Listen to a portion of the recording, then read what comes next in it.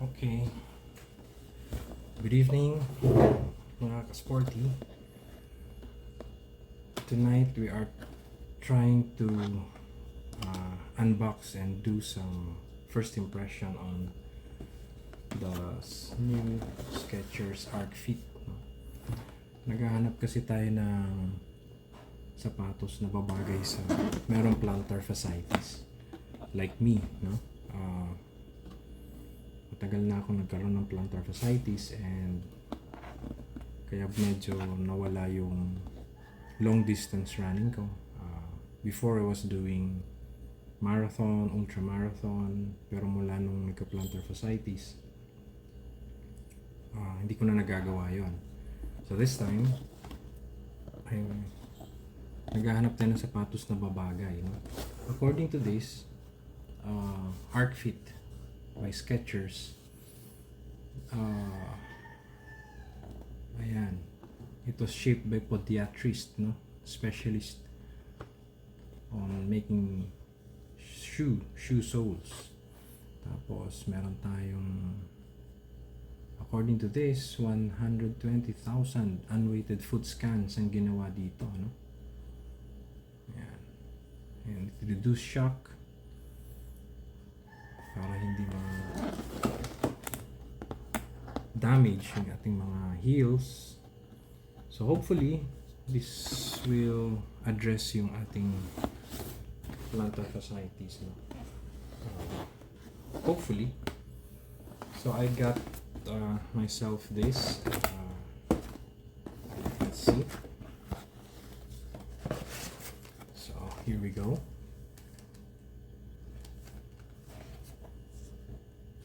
Arc Fit. Yeah. So we have this Arc Fit here. The design looks simple yet hindi naman siya naiiwan sa uso, no? Simulan natin sa sole, no? Yung sole according to this is made of Goodyear. Gawa siya sa Goodyear. Solid yun. And then this one is hard and this one is soft. Ayan. Tapos listen natin ito.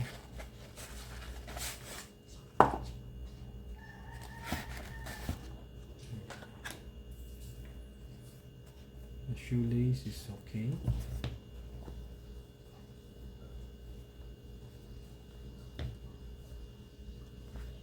So mukhang okay naman yung shoelace, no?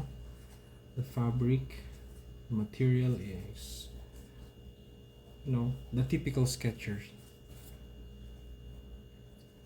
Sa loob meron tayong konting foam, pero I don't think this is hard enough, no, dun sa mga persons who likes or who needs stability. So pagdating sa stability, medyo hindi siya masyadong may support dito.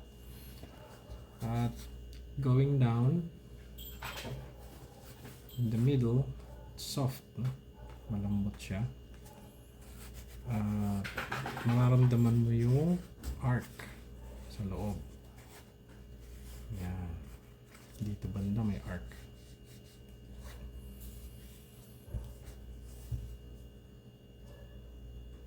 Sige, so I think kailangan natin tong i-test sa road, no? So if you have time tomorrow, tingnan natin kung comfortable nga siya, no? Kasi titingnan natin yung comfort nito. Durability, all Skechers, no? Meron ako mga sapatos din na Skechers noon. Hanggang ngayon, Skechers pa rin. So, I think durability is good.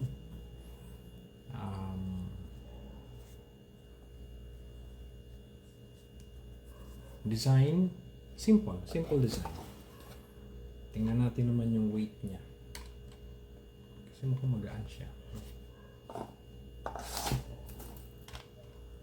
So the weight, let me see, 0.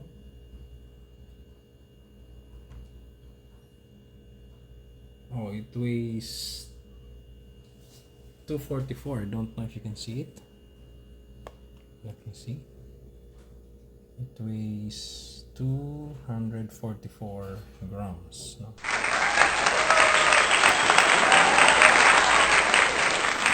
Let's try other shoes.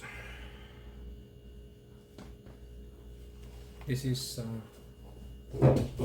Adidas shoe. Let's see how heavy. 360. Medyo mabigat.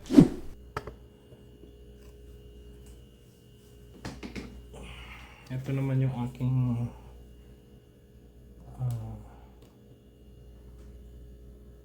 Air Max Vapor. Natin 349. So, relatively magaan yung shoes na to, no? So part 2 will be testing on the road. Okay, so for now dito na lang muna tayo. By the way, the price of this is a lot cheaper than its competitors, no? Sa running shoes, this is a running shoe actually. 5,300 I think. Tiningnan ko yung mga ibang running shoes na nasa 7,000, no? The A6 7,000. Ultra Boost you can buy it around 7,000. Nike 7,000 and the New Balance 7,000 din. So this is a lot cheaper for 5.3. Okay, so see you guys part 2 road test. Bye.